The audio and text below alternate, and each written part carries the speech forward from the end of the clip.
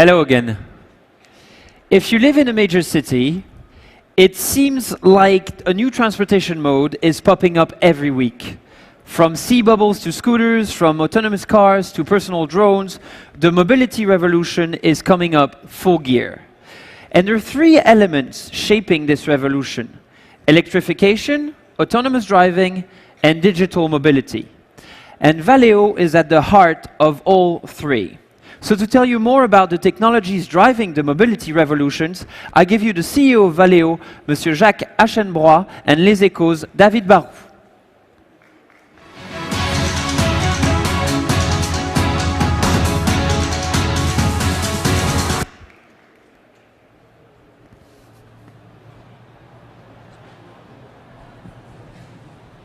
Hi, everyone. Good morning. I'm David Barroux. I'm in charge of the companies section at Les Echos, the French financials and business daily. I'm very pleased to meet Jacques Aschenbroich this morning. Good morning, Jacques. Good morning. Just a very short words of introduction on Jacques. Jacques has been at the head of Valeo for almost 10 years. Valeo is one of the key suppliers of the auto industry. It's around 20 billion euros company. It invests 1.5 billion each year in R&D, and it's a very global company. It does 50% of its revenues in Europe and the rest all around the world. We talk a lot about the revolution in the auto industry. We know that this revolution is coming. But are we really, do you think, at a tipping point where the thing that we talk about will become a reality in the next 5, 10, or I don't know, 20 years for the auto industry? What are the revolutions we are going to face, and how quickly will they come? I really do think that everything is moving much faster than we had expected, even a few years ago. If we look at the two topics we're investing a lot, one would be the electrification of the powertrain. The other one would be what we call intuitive driving or autonomous car. Both are coming much quicker. I take only one example, is the electrification of powertrain. When we look forward, probably the peak of the combustion engine will be in 2023. A few years ago, we thought it would be much later. So things are moving much faster. The other thing is things are much more expensive than we had expected a few years ago. And therefore, we have to reinvent, all of us, our business model. Why is there an acceleration now? If you only take one point, and we have heard that in the last day, in the Arctic, the temperature had never been so high, and the CO2 concentration had never been so high. So there is a consciousness everywhere that we have to move in terms of environment. At the same time, mobility is the heart of everyone's behavior. We need to move. When there is no mobility, there is no economical development, and no economical development means no mobility. So we have to find the right balance between mobility, increase of mobility, easiness of mobility, and at the same time to take care of the environment. Mm-hmm. And therefore, we see that in the whole industry, but not only in the whole industry, in the whole world, the awareness on green, awareness of environment is really increasing. If we talk about electrification of the car, some car companies have been investing in the electrification of the car for many, many years. It's a success in the media. We talk a lot about it, but on the roads, actually it's only 1 or 2% of the cars on the road. Why do you think that there would be a sudden acceleration in the coming years? If you look at what is happening, you have two ways of looking at it. The one you are stressing is only 2% of the cars sold last year were electric. The other way to look at it is the market is increasing 70% a year. 70% a year is a lot. There are few markets in the world growing 70% of the year. And it's clear that the basis remains very small. But it might be not a linear growth, but an algorithmic growth. And when you have an algorithmic growth, things move extremely fast. So the question is whether or not we'll have a kind of a linear growth, 70% a year in the years to come, or an algorithmic growth.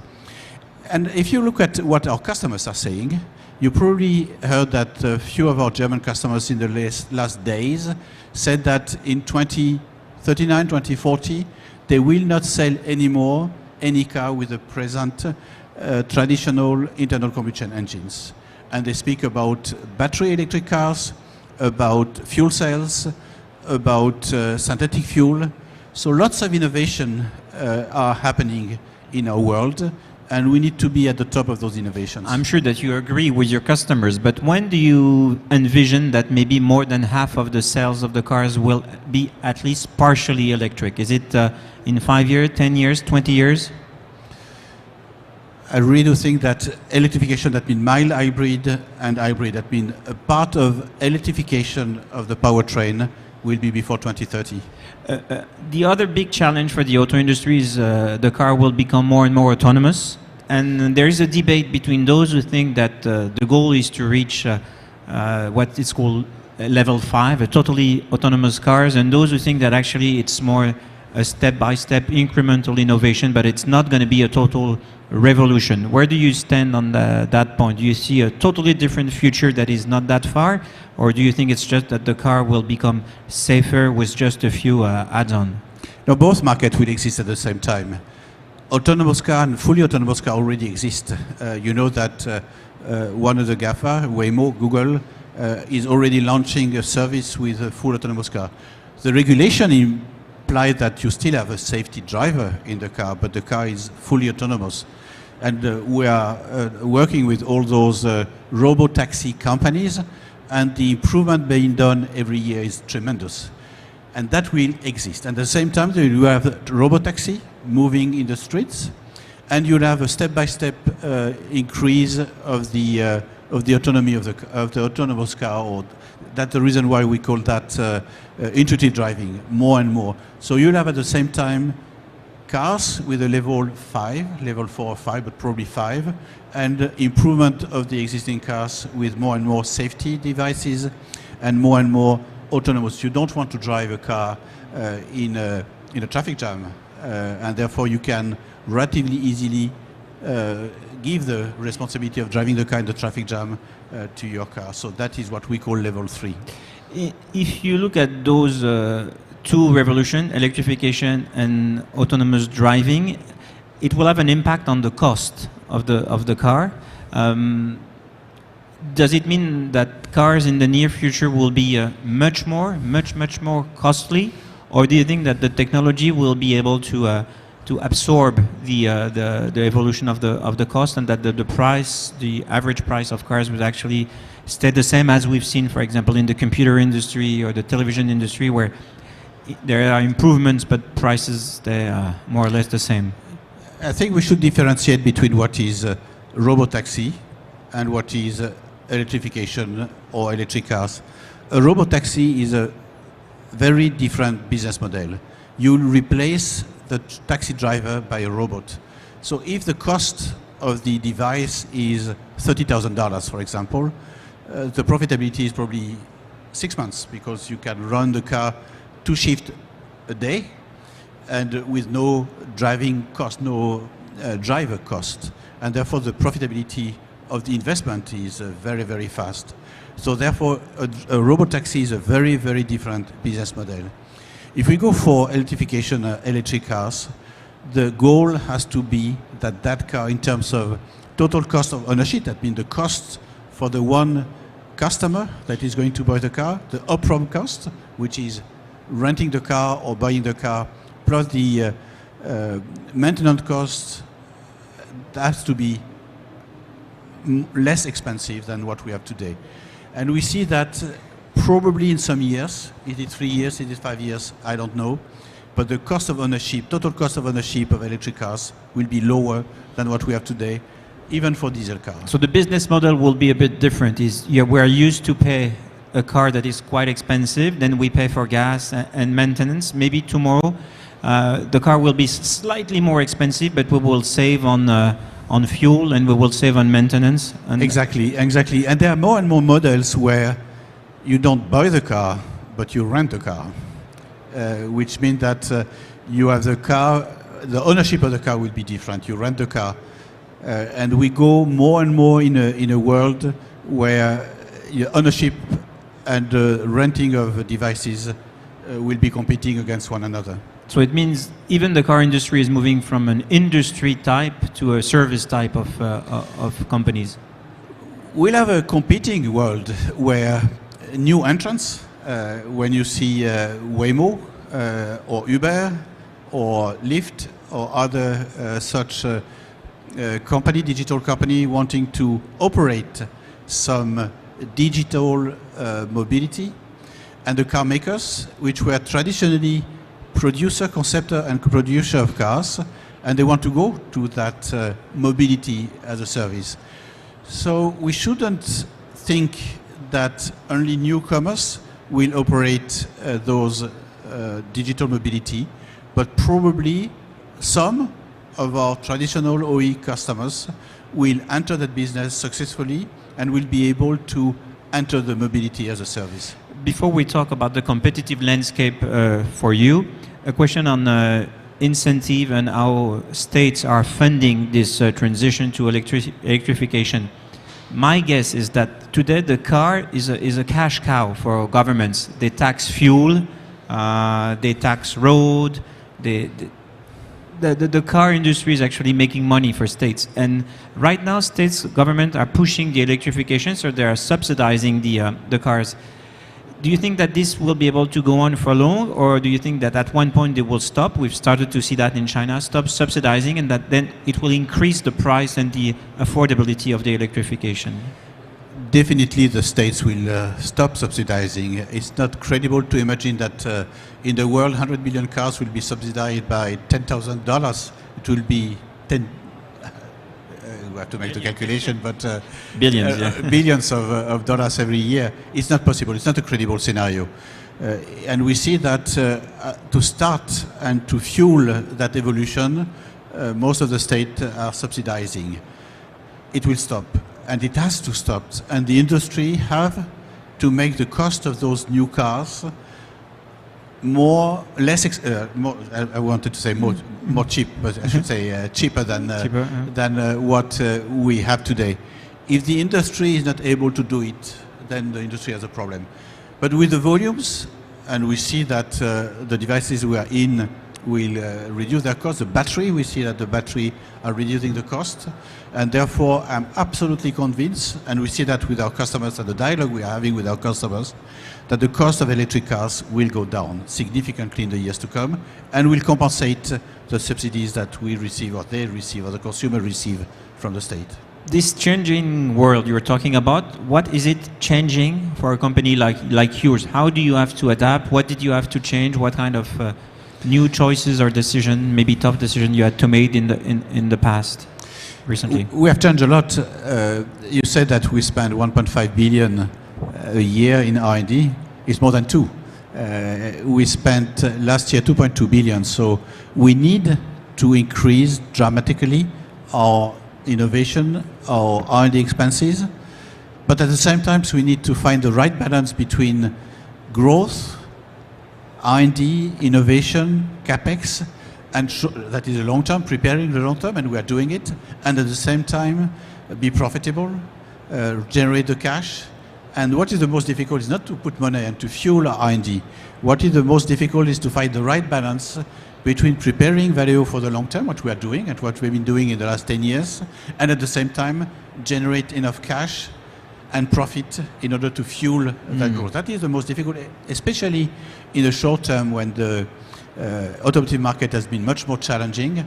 You probably know that since the beginning of the year, the market dropped 7%. So we have to fuel our long-term growth. We have to be one of the major players of those revolutions happening, and at the same time taking care of cash generation and profitability. It seems to me that the automobile industry is becoming less and less predictable.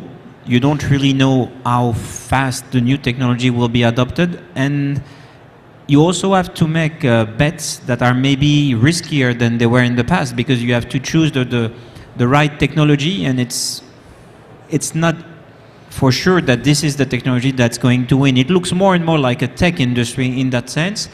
Am I right? Am I wrong when I make this diagnosis? You're right. Automotive industry in the last 10 years, from, I'm going to tell you a secret, when I joined Valeo 10 years ago, some of my friends told me, you are crazy, you're entering a business which is a steel industry of the 21st century. That industry is dying. It's not true. That industry is really moving toward new technology, new revolution in all fields. We spoke about the electrification, we spoke about autonomous car, we spoke about the digital mobility. No industry, even most of the industry we see that today are moving very fast in terms of new technology. But probably the automotive industry today, in all the fields, is moving much quicker, much faster. Of course, you have some bets. What we can see in the last 10 years, we have been able to position ourselves on the fastest growing market segment. In most of our business, especially the new businesses, we are number one worldwide, number one and number two. We have made some technological choices. It looks like we took the right decision, but that is looking backwards. We have to be sure that today we are taking the right decision to prepare ourselves for the future. And the best thermometer of the choice we are doing is the order intake we have from our customers, the relationship we are having with our customers. And we see that with the traditional customers, we are really having a strong position in the terms that the leader is not obviously the bigger. The leader is the one that brings solution to the customers. And we are having a lot of solutions that we bring to our customers. And we're entering the new world of the digital mobility with new customers arriving and which fuel our technology with new ideas, or you find solution for them with our technology.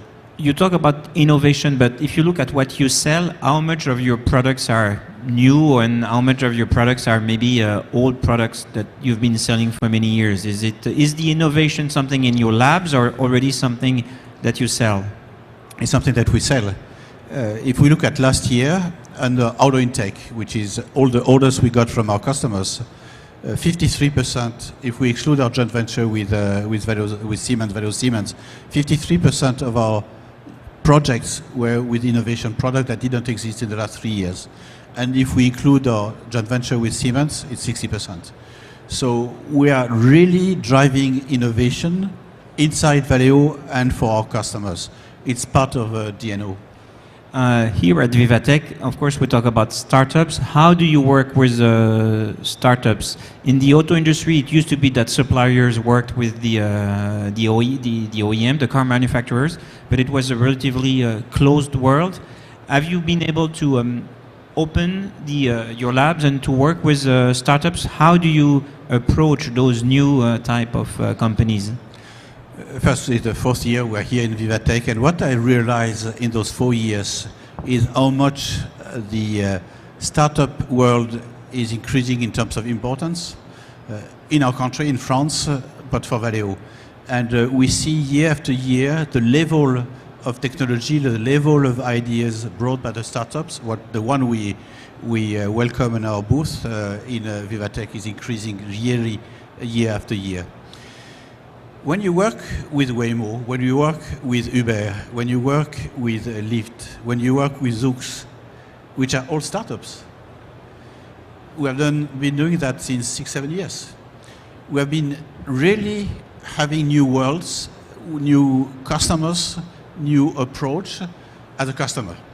It's probably the easiest part. We take a risk going with the customer, but we are really at the early stage of the development.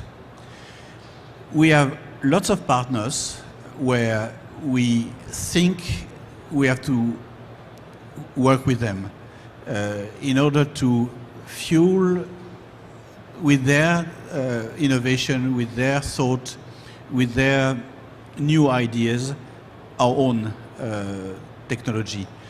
A world where you are closed, that you are close to the world. We have 20,000 R&D people, innovation, in Valeo. They are probably the best in the world. But you have tens of millions of engineers all around the world who have ideas, who have thoughts, who have innovation, and we need to work with them. We will not work with all of them, but we need to be sure that when a good idea is somewhere, then they come to us. So and something, excuse me, but there's something new that I wouldn't have thought a few years ago, even a few months ago, that would think about it. But maybe we can be able to have ideas that will be spin-off. From Valeo. From Valeo. Of course, we'll keep an eye on it. We'll help them with funding. But that is something that probably would have asked me a few months ago, would we do it? I would have said no. Why would you do that? Because some of our people want to do it. Some of our ideas, we think it's better being outside of Valeo, not being totally integrated in Valeo. Newcomers, they might be much quicker than we are. We are a big organization. They must want to attract other shareholders, and therefore we shouldn't exclude being able to spin off some ideas and work in a new way. Mm-hmm. Maybe they'll be successful and they'll be standalone in some years. Maybe we'll reintegrate them, but we need to totally open our mind to those, like I said, tens of millions of ideas, entrepreneurs who are outside Valeo and that can fuel our own development, but we can fuel their own development. Do you have an example of, have you bought startups or have you invested in some startups, and what is maybe the best example that you've had of a strong and good collaboration with a startup? Yeah, we have invested in some startup. We have bought some of them. We have a partnership with some of them. When we look at what we did, sometimes we made a mistake, which is fair. Sometimes we made a mistake because we didn't do it, which is fair. What we have done so far, we are quite happy. And once again, what is important is when we buy a startup is not to kill their entrepreneurship, is not to kill their speed.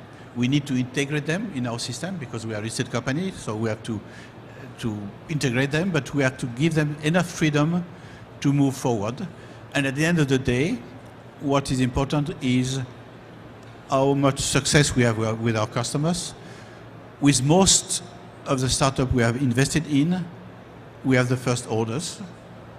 Things are moving probably slower than I would have loved, but for those startups, quicker than they could have done by themselves. And 10 years ago, just before I joined Valeo, that was in 2007, we bought a small startup in Ireland. That was probably 30 people. They were building cameras. They had sales of few million. Today, that business in Valeo is more than 1 billion. So we can be successful sometimes. You can be successful, and you can be successful with startups. Jacques, thank you very much for your time, and see you next year at Viva Tech. Thank you. Thank you. Thank you very much. Thank you to you all.